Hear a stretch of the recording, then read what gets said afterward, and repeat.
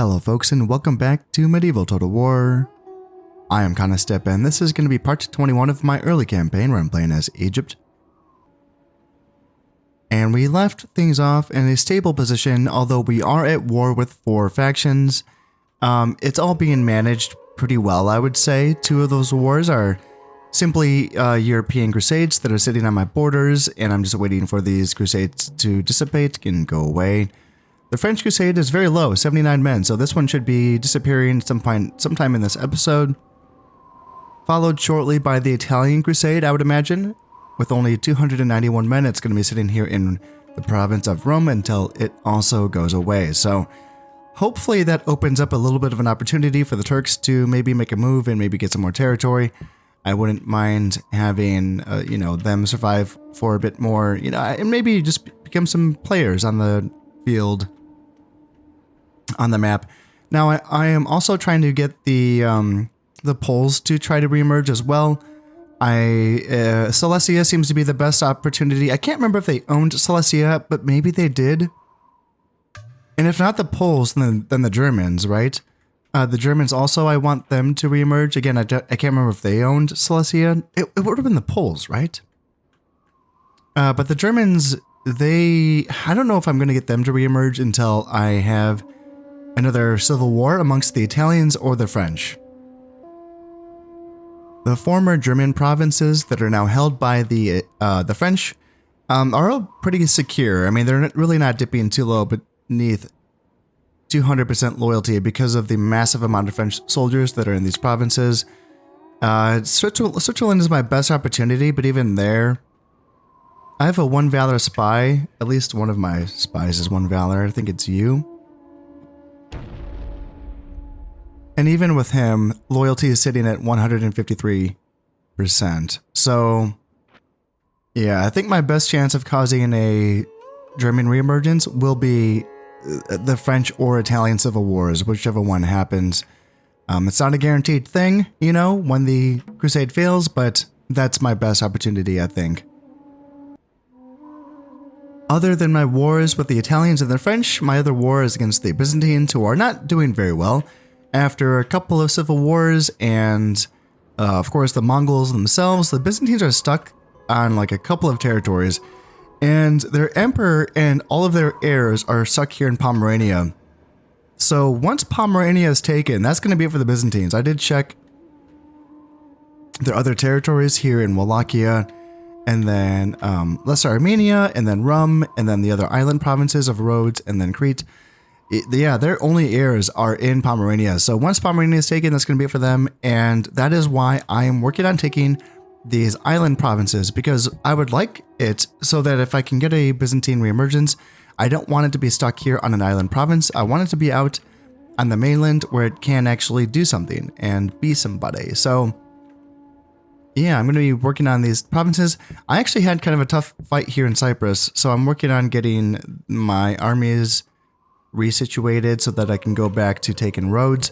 Rhodes does have a citadel, so I should either have a lot of trebuchets or I should have some mangonels, which I am working on training and building here in Sinai. Arabia is still working on a trebuchet, but I need to make that my last one and switch on over to mangonels after that. And then I'm doing the same thing here against the Almohads. Although Algeria is currently held by some rebels, so I'm not really in a rush to fight rebels. I'm not at war with rebels, and as long as I'm not at war with rebels, then I'm currently trading with any other rebel provinces. And that's actually kind of important, especially considering the map right now. Denmark, Norway, Livonia, those are all rebel provinces with ports, and I'm trading with them. Ireland doesn't have a port. But once you're at war with the rebels, then you need to you can get a ceasefire as you can with any other factions by breaking contact with those provinces and taking the fleets out of the sea regions that are bordering those provinces. So it can be done, but yeah, that would be quite a hassle. Sicily as well, Naples, anything else?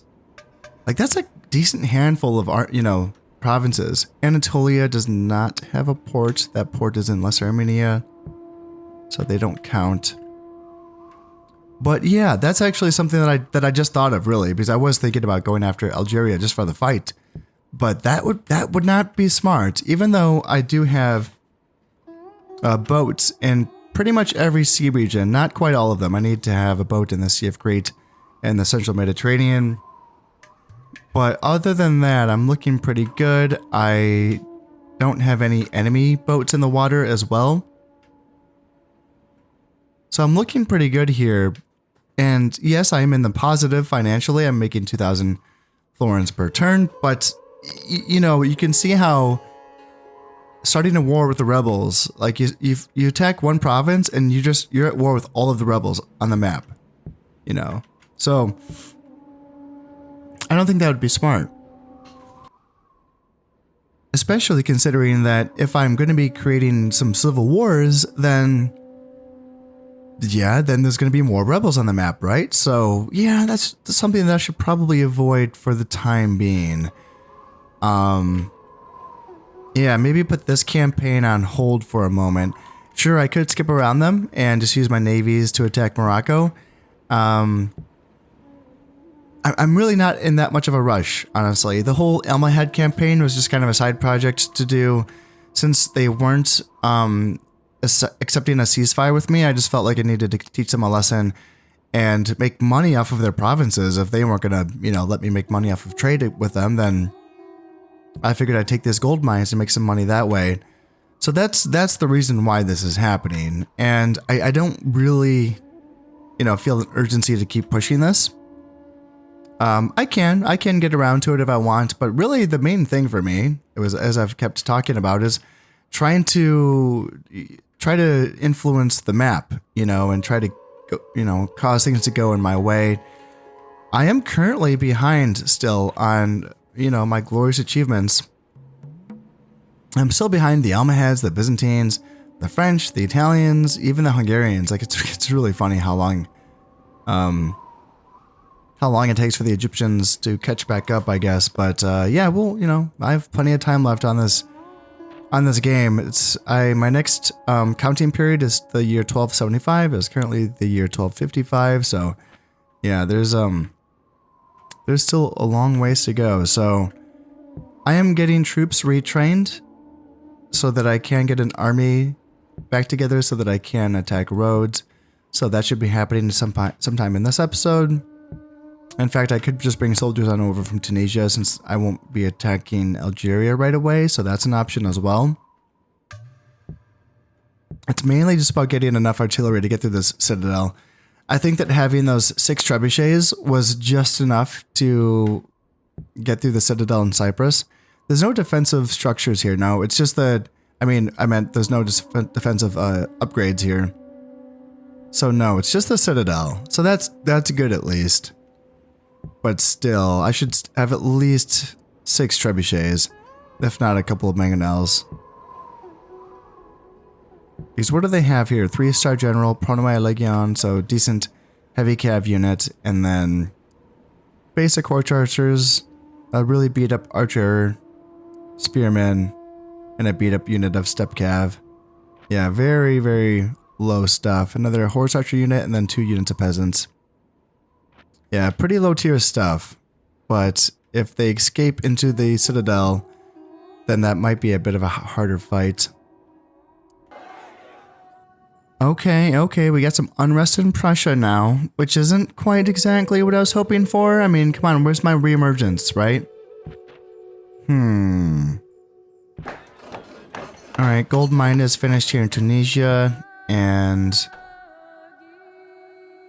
that doesn't matter. You're not a general, and then you are also not a starred general, so it doesn't really matter for either of you. No gosh darn reemergence, eh? I mean, that's a big revolt, though. It's big, but it's not good. Archers, basic spears, javelins, Slav warriors, urban militia. Yeah, these Mongol forces are probably going to be able to beat that rebel army, despite the fact that they are outnumbered. Yeah, that's too bad. Now I think I am ready to attack Rhodes. I just needed to get these mangonels out. Mangonel, and then I have a trebuchet here in Palestine as well.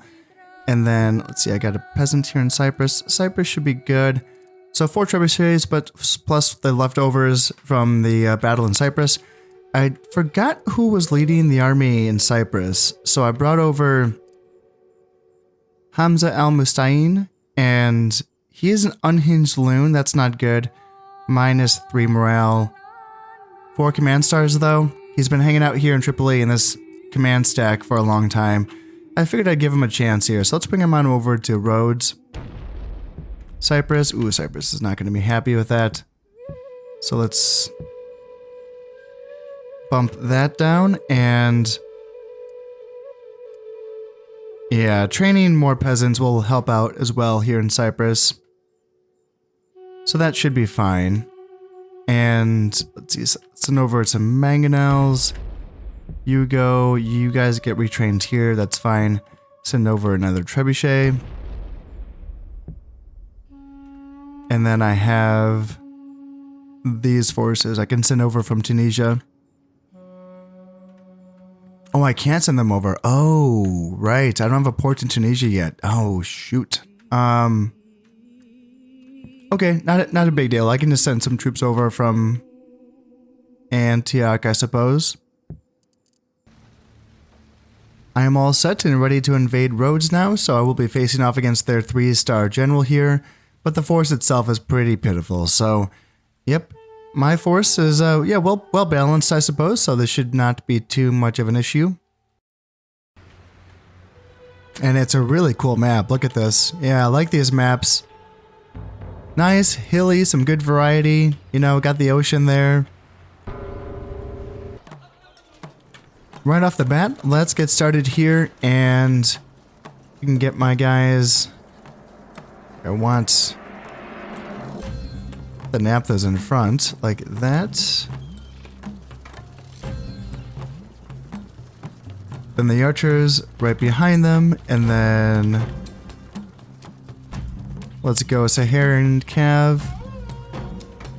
And let's just keep the Ghulams in reserve. And then the general as well can be right behind. Now the army is starting to back off. I'm wondering if they're just going to be retreating and fleeing the field. I can follow in pursuit. Let's see, how many guys are there? Yeah, I'll be honest, I'm not going to be too vigorous in this pursuit. If they do want to flee the field, I'll let them. Just going to be more mouths to feed inside of that citadel. And it might be okay for me just to wait out the siege and let them all starve to death. Yeah, they keep repositioning, but it's hard to tell if they're going to be giving up on this fight or not.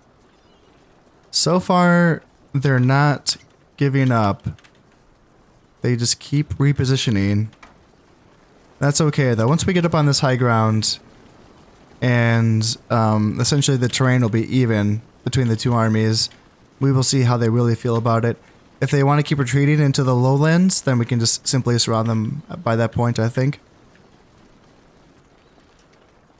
No, they are looking like they want to engage us. Okay, well, let's see how this goes. They're going to send up their archers and their horse archers to come forward. So let's come forward with my infantry line here. And we can try to bring our archers so that they can get a bit more of a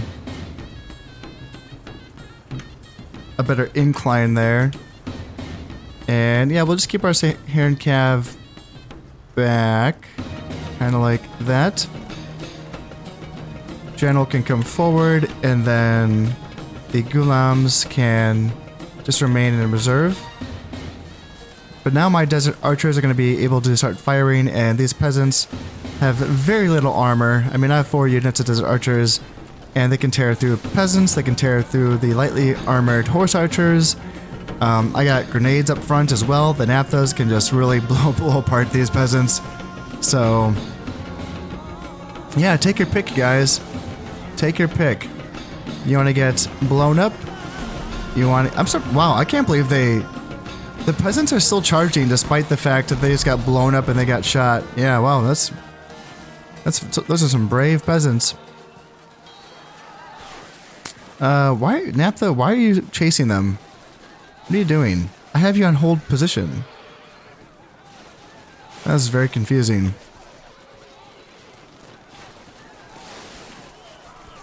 Well, we will see if these Pronoi Legion want to come in.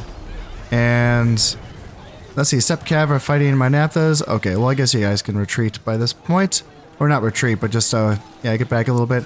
Can you guys get some grenades off against these Pronoi, or are you just going to get charged? Hey, we got some grenades there against the enemy general. And yeah, now we have spears fighting those. Enemy general is dead. Yep, the general's dead now. I think he might have been shot by an arrow. And now those Stepcav are going off. Naphthas, you can just hang out. You don't need to keep what are you guys? You're on hold position. I'm so. I thought you were on hold position. Yeah, I'm just really confused. And what do we have down here? Spearmen trying to get some little flanking on me. I don't even want to like get in their way, you know? Like I just don't want. I want to let them go. I really do. I want to let this whole army go because yeah, they gonna need more mouths to feed. So. You know, you guys are going to run away, you guys are going to stand and fight. What's it going to be? And same with these horse archers too, like... You know, they're going to stand there and shoot at us? Well, like, alright, I got to do something about that, so... Spears go forward, and then archers follow up so that you can get into shooting position against these guys. And then down here, what do we have? Yep, spears are fighting my Saracens in the forest, but again, I'm being really non-committal to this, so hopefully they just go away. Now my archers are in position to start shooting down these horse archers, and yeah, they are now running away. And what about these spearmen? They're just going to hang out in the forest? Well, alright, I was going to bring down my Ghulams, but I don't really want them fighting in the forest, even against a unit of basic spears. That just is not a good idea. So let's send down my Saracens, and, I mean, you guys can shoot them, right? Go ahead and charge these guys. Ghulams, you don't need to fight in the forest. It's beneath your standing. Get back here. Or just go forward and, yeah, do whatever you want. And there we go. Now they're fleeing the field. Alright. Ghulams, get back. And yeah, that'll be that. Hopefully I didn't kill too many of them. So we did lose 22 men, but we killed 232, and fingers crossed. Let's see. How is this siege gonna hold out? So we did pillage 100 florins. They're still paying for their guys. That's interesting. Wasn't a lot of money, sure, but still, the fact that they're still paying for them is interesting. I just kind of thought they'd be like broke. I did lose a spy in Bohemia. That's unfortunate. I think that Bohemia does not have a watch or border fort, so they must be getting caught by just the French counter agents themselves. Both of my spies got caught. Okay. Fortress has been finished here in Palestine. And farmland is finished here in Cyrenaica. Let's see. We have a very loyal guy, +2 loyalty. I don't know if he is a starred general or not.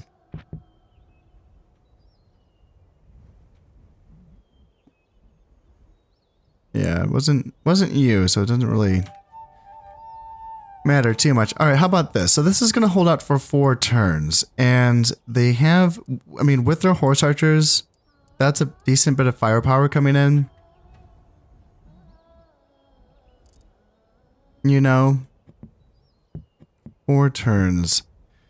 And I want, you know, what was it? I was losing, I can't remember what siege it was, but I think I was losing like 12 men per turn to attrition. And I wonder what that's like. You know, I wonder how much I'd lose for this. But I have the artillery right here, you know, I may as well not wait. I may as well use it. So yeah, let's just go in there and finish this siege up instead of waiting those 4 turns. So that we can then free up these armies get these guys trained up, and then we can take Crete as well, which is going to be a very easy fight. But again, we might have to go in there and face off the remnants of this unit if we can't kill them all out on the field, if they even decide to face us on the battlefield. Oh, and we're sitting back to negative 10,000. Negative 10,000 profit. Okay, so yep, it's these boats. 2 Byzantine boats were just built. It's funny that that's what they're prioritizing right now, despite the fact that they like really need soldiers on the ground. They're still building boats to do what? Like mess with me? Come on, guys. So what do we have? They built a galley here. Luckily, I don't need to split my fleet off to catch the galley. So let's just attack and kill, and then here, please be a... Oh, nice, nice. I'm glad I was... No, so no Dromon. That's really nice. But can we beat 0 command stars on a fire galley? And I have a Bagla and a Dao. I like my chances. I might lose 1 boat, but hopefully I can still kill it. Because yeah, losing 10,000 per turn is not what I want to be doing. Now I am ready to attack the castle here in Rhodes, and yes, it really is not much left inside of the castle, but still, it's going to be prudent of me to, use my artillery to make sure that the defensive structures are as damaged as possible before I make my assault. So here we go. Now that we are set up, you can see how much bigger the mangonels are than the trebuchets. I mean, these are just monstrous machines. Now their range actually just is the same amount as the trebuchets. If I bring them back a little bit more, then they will not be able to reach the inner gate. So I'm going to keep them up as far as the trebuchets, but it's their power of their shot. It's a very powerful shot, so they should be doing a lot of damage here. So let's get started out here on this gatehouse with that mangonel and then these 2 trebuchets. And then on this side, let's get started on this section of wall with this mangonel and then these 2 trebuchets. Hopefully I can afford to get 2 entry points with those 2 mangonels helping out. Hopefully that the castle defenses don't target my mangonels. But you can see just like that, like right, it's already taken massive damage just from like 1 volley. But now we're going to be receiving some return fire from the enemy defenses. And yeah, hopefully they don't target my mangonels. Hopefully they don't target my gosh darn general either. Oh, it's kind of getting far away. All right, let's move up like that, and then let's get my infantry ready here. Put archers in front, and then on this side also get archers in front like that. And yeah, my Saharan Cav are already taken some casualties. 71% damage on that side. Gates is 71% damage. So yeah, we're almost getting through. And then we can get into that gatehouse. So I'm going to start moving my infantry up on this side. Just get them going. And then here... Yeah, you get you guys moving up as well. Yeah, we got through on the enemy gate. Now let's start working on the inner gate like that. There. There. And there. And then on this side, yeah, I guess also just work on the gatehouse. The inner gate. Actually, let's see, can we get... No, we can't target that section of the wall. What about my mangonel? Can you target this section of the wall? No. Alright. Well, let's focus on the inner gate first, and then once we get through that, let's start taking down some, like arrow towers and catapult towers and whatever we can.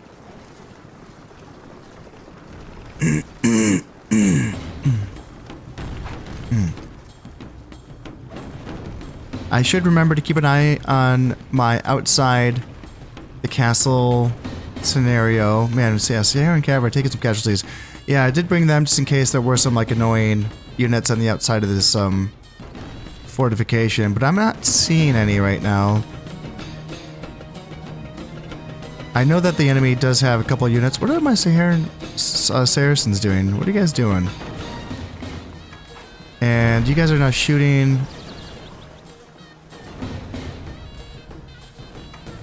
Yeah, I guess they couldn't. What the hell's going on here? I got my guys going all the way around the artillery pieces, I guess. Yeah, I guess that's what's happening. Well, in any case, what do we have here? Archers, peasants, step cav. Yeah, let's just try to shut down all of these defenses by rushing in here. Even though these Saracens are unsupported. Ooh, okay. So they have a lot of stuff on the outer portion of the walls. On the inner portion, there's not much, it appears. Okay, the gatehouse is open now, so let's see if I can focus my attention now on the catapult tower. Let's see if we can destroy that quickly. And then you can focus on that arrow tower right there. And just see if we can kind of get rid of some of these structures here. So you go there, and then Saracens go through the gate. You, and then you. Then you go right behind, like that, and then that. Alright, so you guys turn this way and get ready to go there. Desert archers can back you up. You, and then you. Oops, nope. You, and then you. And let's see, what do we got? So horse archers, spearmen, horse archers, and peasants. So my two Saracens, let's see, let's bring up another unit of Saracens. 2 Saracens and 2 desert archers should be sufficient to get rid of all of that. And then on this side, yeah, you guys come in and kill those peasants for me, please. And then you come in right after them. And then desert archers, you come in right after them as well. You, and then you. And then if we can get inside and go after these Pronomaya Legion as fast as possible, that's going to be very nice. Archers can start shooting down all of this stuff. Horse archers, peasants, whatever you want. Saracens, push up. We may as well... actually, no. Don't withdraw. I made a mistake. Can I put you back on the artillery piece? Oh, it's already done anyway. Okay. That was lucky. I was going to withdraw my guys to keep them from getting hurt, but then I realized I should have them continue to focus on the defenses. Now that my men are inside, though, honestly, yeah, just withdraw. Just withdraw, all of you. That's probably the better choice. Yeah, because now that my men are inside, I don't want to be hitting my own guys. Alright, how are we doing? So we're killing peasants here, and then we're shooting these guys with our archers. Are both units shooting? Yes, you are. Okay, good. And then these Saracens move on up. You, and then you. And yeah, now that we've taken some of the interior part of the wall, it seems like some of that firepower from the fortifications are starting to lessen, I think. Maybe not. And yeah, let's get these Saharans up, just so that they can fight those horse archers.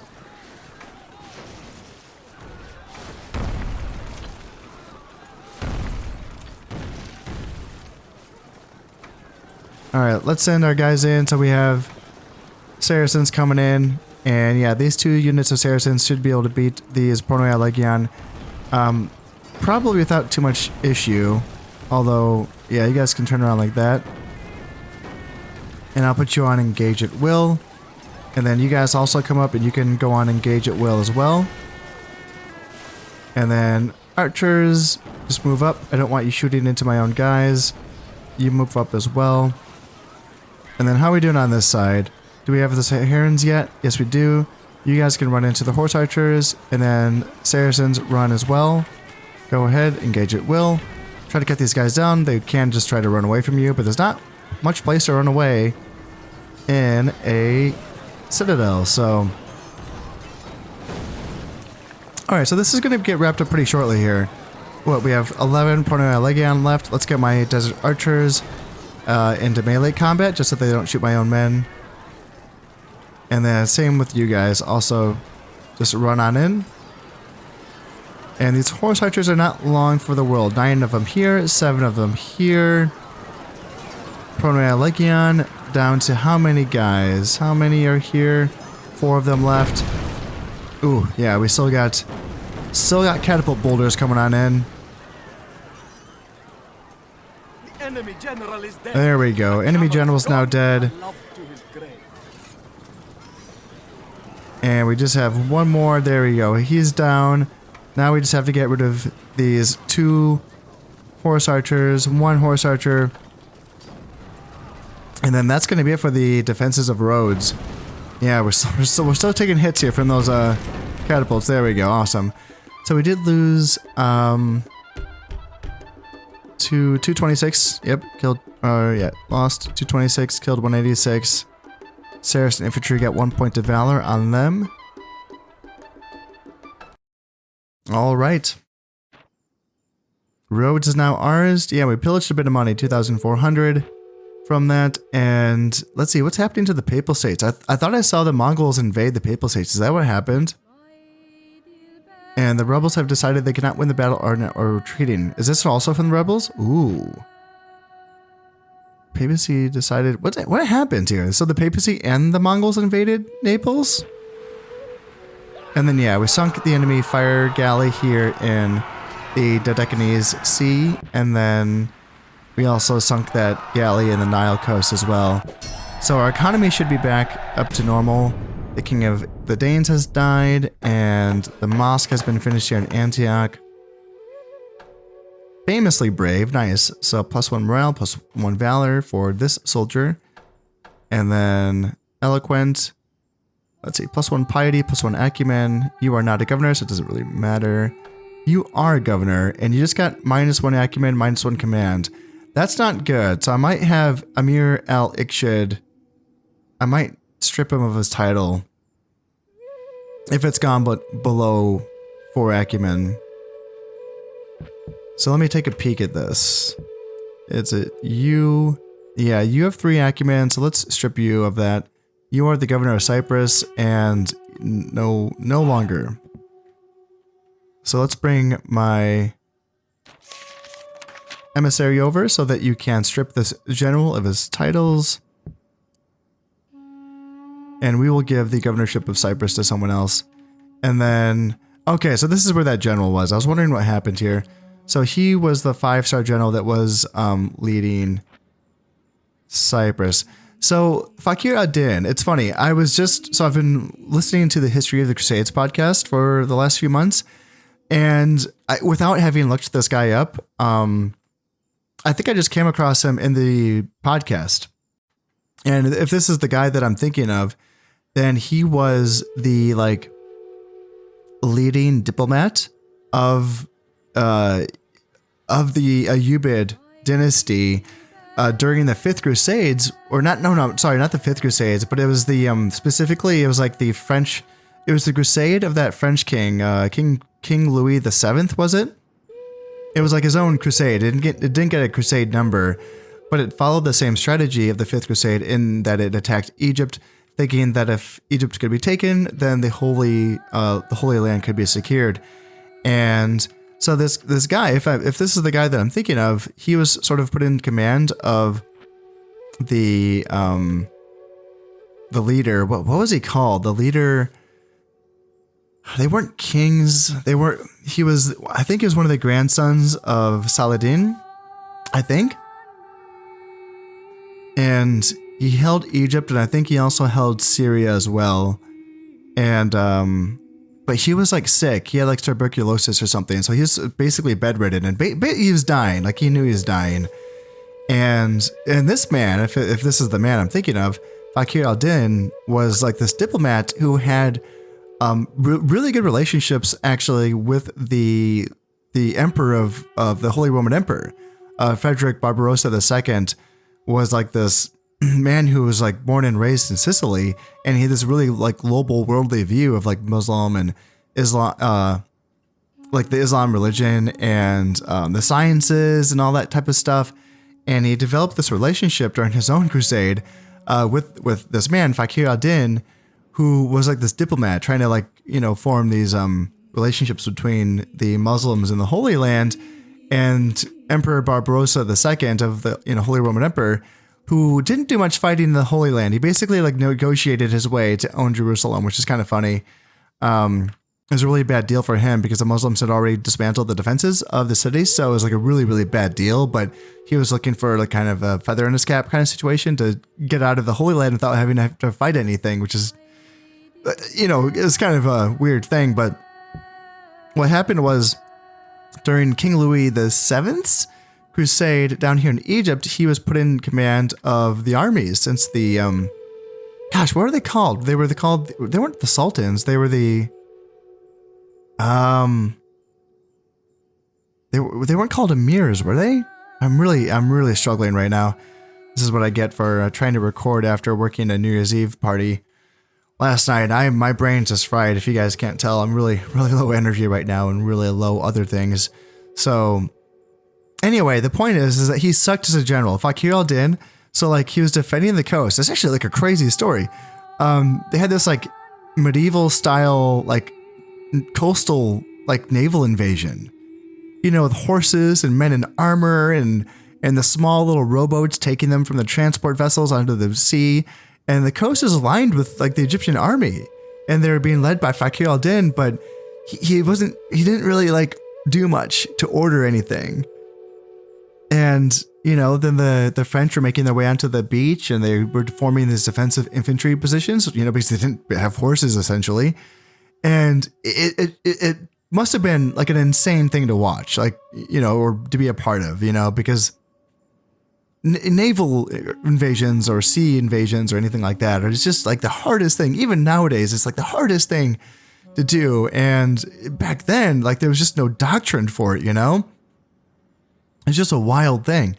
And this general did not take advantage of that situation. And eventually he backed off. He just gave up the coast. And not only did he give up the coast, but he gave up the town or the city of Damietta, which is the primary, I think it's like this area right here, I think. And it was this primary like defensive town or city that defended one of the tributaries of the Nile that would lead down to Cairo. So it was a really important defensive area. And instead of retreating back to Damietta, like, you know, giving up the coast is one thing, but you'd think like he's at least going to defend his objective, right? But no, he gave up Damietta. He just walked right by it with his army and retreated back to either Cairo or was it Mansoura? I think it was Cairo. But because he was like one of the most powerful men in the realm, and he just assumed that he might have a play for the power. I'm just going to call him the Emir, I think. That might be the wrong title, but he thought that he had a play for power once the Emir died, which, you know, he did. Yes, he did have a play for that, but he kind of mistimed it. So he was thinking that he would kind of show up and maybe the Emir would be dead by then, and then he could kind of like focus on, you know, consolidating power for himself. And he mistimed it. He kind of showed up and the Emir was not only not unconscious, but he was also like able to ask questions like, "Hey, Fakir al-Din, what are you doing here? If I see you, you must have had a glorious victory on the coast and whatever." And wait, what's that? You didn't? Oh, so they must have beat you in battle. Wait, no, they didn't? You just retreated? You know, like, it's just like, this is like hilarious, like stupid thing. And here he is. He's a 5-star general. So I'm wondering, I don't know if that is a skilled attacker. That wouldn't be him, would it? Am I thinking of the wrong guy at 1258? I feel like the timing's right, though. And the name seems very similar to the name of the guy that I'm thinking of. Yeah, I don't know. I don't know if he had all of these traits when he came into this campaign. I don't know if he had the perversion trait or the honest trait. But I think he had skilled attacker when he came into this campaign. And that does not fit the man that I know of. Because not only that, like, I know the end of the man's story as well. He died in like not an ambush, but like the vanguard of the French army crossed a river and then attacked the Muslim camp at dawn and ended up killing Fakir al-Din. If that's the guy I'm thinking of, like as he was running out of his tent. So not a strong military commander by any means, right? So if I'm getting all of this wrong, I'm really curious then who this man is. But I feel like the timing is correct. I think. King Louis's crusade was like in the 1240s, if not the 1250s. So yeah, interesting. Skilled attacker, eh? I would have to disagree with that one. Yeah, I would have some qualms against that. But we do have to grant someone as the governor of Cyprus and Rhodes as well. So this governorship is going to be, ooh, holy shit, nice. 2 acumen and 1 loyalty. Okay, that's good. Rhodes itself is not going to be very lucrative, but there is kind of a neat thing that the islands do. For one thing, they just give you more space to build stuff and trade stuff, so that's useful. But also, I can't remember if I mentioned this so far in this game or in this campaign, but something I do really like about this game, it's just a really natural sort of thing, which is that the upkeep of your ships is lowered the closer it is to a friendly port. So if you own a port, then the upkeep of the boats nearby are going to be like, let's see if I can, yeah, so port costs of like 60. And this is, okay, that's a bad example. Let's go look at you. So port cost of 20 for a Dow, and you are in a sea region bordering one of my ports. And then, so what about you now? So you're at 60, right, for a Dow? So it's tripled, and it's just like a couple of sea regions away. Now, if I owned Crete, that would be what, like maybe 40? I wonder what would that be. Let's see if I can find another Dow. Yeah, 40. And why is it? Right, because I'm 2 spaces away from Rhodes, whereas the Mirtune Sea is at least 3 spaces away. But once I own Crete, that's going to go down from 60 to 40 for these. And yeah, if we get further away, how much is a Dow up here? So 80, and I think that's where it caps out, is 80. So if I were to like nab Denmark, for example, I would just like that lower the upkeep of all of these boats in this area. And that could be, you know, really good for the economy. And it's just a really like natural, you know, way of, it's just a common sense way of making these islands worthwhile, despite the fact, I really am bummed out by the fact that they're so useless money-wise. Making 604 from Crete is actually surprising, but I guess that's because of the 80% on the farm upgrades. But yeah, I mean, these islands, all islands in the Mediterranean, were like very lucrative areas due to their trade connections, I think, right? Any boat would want a place to, you know, stop by on the way to somewhere else. So yeah, like islands were super, super rich and lucrative and stuff, even if they didn't have the natural resources for it. So yeah, it's weird. It's weird like playing this game and being like, oh, it's a bummer, I don't make a lot of money from these island provinces. But there still is value in having them sort of lower the upkeep of boats. That's kind of a neat little thing that I like to see in this. So I will be finding some governors for these 2 provinces. And yeah, moving on. Hopefully this crusade, yeah, this is going to be the last turn of the French Crusade. So fingers crossed that we can see some issues with the French territories soon. We will see. Oh yeah, and just by getting rid of those 2 boats, we are back in the positive. So instead of losing 10,000, we're now back to making 1,000 florins, which is still low. It's kind of low, but yeah, at least it is in the positive. And I'll take it. And yeah, the Mongols have taken Naples and the Papal States. Ooh. Okay, the Mongols are on the warpath again. I was a little concerned because they had declared ceasefires with the Byzantines. And it kind of looks like they're letting them off the hook, but no, the Mongol aggression is not diminished. They are still on the attack. They're not, yeah, they don't border me. So that's good. Yeah, that's good. But they're pushing against the papacy now. Nice, cool. Okay, so Al Adil Al Wathiq. For acumen, you can be the governor of Rhodes. Let's give that to you. So now he's up to 6 acumen, and Rhodes is now making a 296. Let's bump up those taxes a bit, making 370. Okie dokie. And yeah, that's it. That's tapped out. You know, that's with 80% farm upgrades. So that's that. And then you, the captain of this Mangonel crew, Taishufin El Qaim, you can be the governor of Cyprus as soon as that governorship is opened up. All right, that should be good. And we can get these gosh darn camels over to Tunisia. Finally, so we can have some camels in that army. We are continuing to see some more unrest in Prussia, but no unrest that's leading to Polish reemergences. This is the province also where I do have a million imams as well, and I would imagine they're causing issues, but these are not Muslim rebellions yet, at least. Let's see, the King of Hungary has died from an illness, but his heir has taken over. Same thing with the King of England. And yeah, we did strip that governor of his title, Abdullah al-Ikhshid. And it looks like the Mongols are preparing to attack the Turks. That's interesting. Watchtower is finished here in Rhodes. And let's see, Shraf al-Mustakfi, secret blackmailer. That's not good. So I should keep an eye on him because he will be losing loyalty at some point once that becomes known. And then +1 acumen for Bakir el-Mutawakil. So let's see, is it you, secret blackmailer? Yeah, you're not going to be in charge of anything, so that's not really too important. And, okay, so finally the French Crusade is gone. There is 178 men in the Italian Crusade, so that's probably going to last another 10 turns, or something like that. Alright, French Crusade is gone. Any issues at all? Anything at all? 1 influence on the king, alright.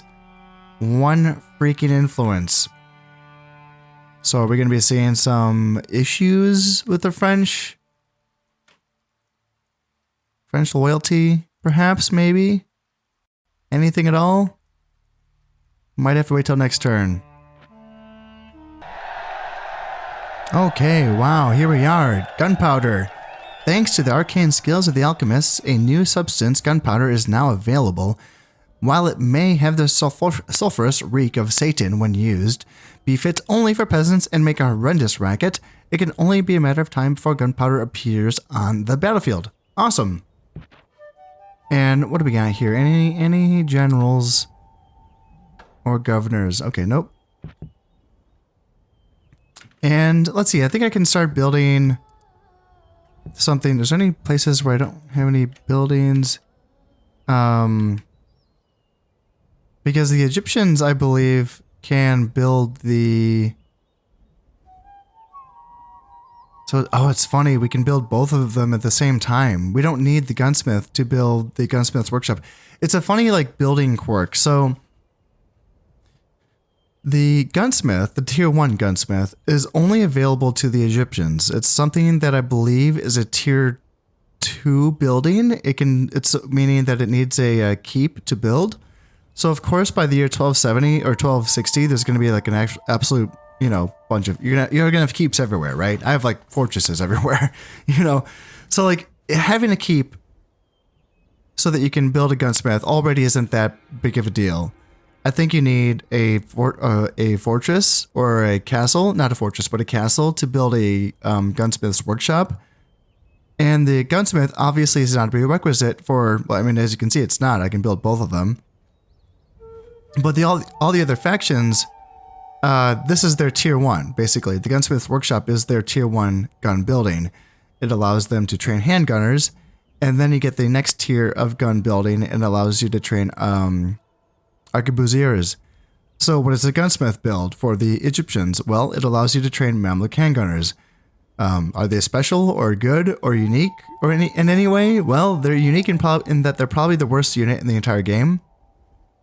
So does that mean I will not be using them? No, absolutely not. I mean, at least I'm going to be training them and building this building just to put them on the battlefield and see how they do.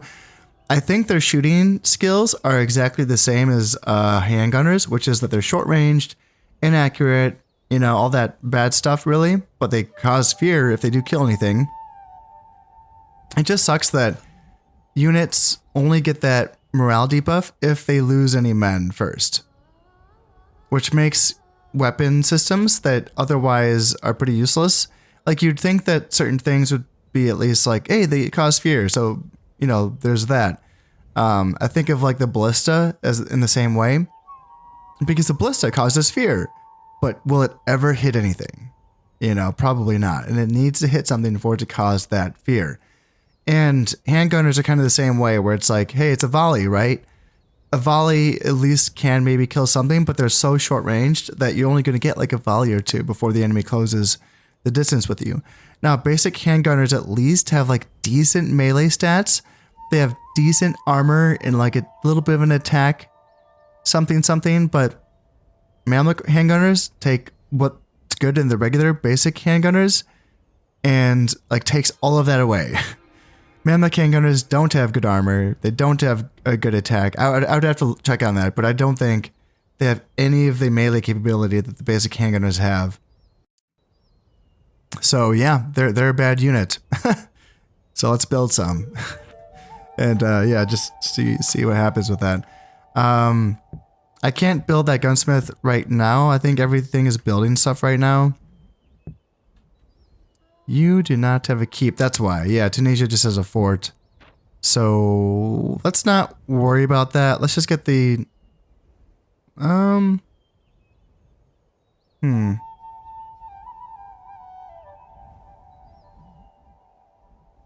mean, I don't really have a plan to...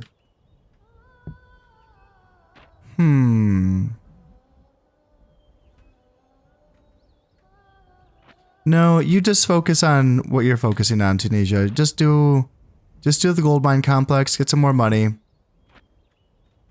Yeah, just go economy first in Tunisia, and then I will find a place somewhere else to build a gunsmith, and yeah, that's gonna be fine. Like maybe here in Rhodes. Yeah. I mean, I'm not building anything here right now, and I don't need anything. So yeah, let's build a gunsmith here in Rhodes. So that takes 400 florins, and the gunsmith's workshop takes 600 florins. 6 years. This is going to be done in 4 years, 4 turns. Yeah, we'll see how those Mamluk handgunners do. Well, here we are 2 turns removed from the failure of the French Crusade, and we are still really not seeing much in the way of repercussions due to the king's low influence. I mean, I checked around a bit to see how the French general's loyalty is looking, and it's not as bad as you would think. You know, there's 2 loyalty down here in Venice. Yeah, that's something, but looking around, you know, a lot of these guys are pretty stable. Yeah, they're not looking that bad. 3 on him, that's still like fine, you know. 4. Yeah, they're holding it together pretty gosh darn well, and that's unfortunate. I was really hoping that French Crusade was going to be my ticket into causing a German reemergence. Now, most of their provinces are covered by border forts. However, they don't have one down here in Toulouse, so I'm going to be using this spy to try to uncover some issues with this general here. Maybe make him... Oh, so he already does have spy network. So he has -3 loyalty, and he's still fine. But I think I can make that even worse. I think that the assassinator trait might be like -4 or -5 loyalty, so I can keep working on him with my spy. And then the only other place where I have an opening here is up here in Wessex. There's no border fort here, so I brought a spy up here. This general, he's already only 2 loyalties, so maybe there's a chance of bringing him down a bit. But again, it's not going to really like... That's not enough, I don't think. I think you need more generals having issues than just those 2. But I'm going to keep working on it. There's always the chance that the Italians don't, you know, have the same stability as the French do, and maybe they can have some issues. Their king only has 3 influence, and it's just a question, though. Like, he's 40 years old, and this crusade of his has 138 men. So that still might last another, like, I don't know, 10 turns tops? So he should still be alive by the time his crusade fails. And maybe that can cause some issues here in Central and Western Europe. But you know what? That is all going to have to wait until next time. As always, I hope you've enjoyed this one, and thank you very much for watching. This has been Conasip playing Medieval Total War. Thank you very much, and goodbye.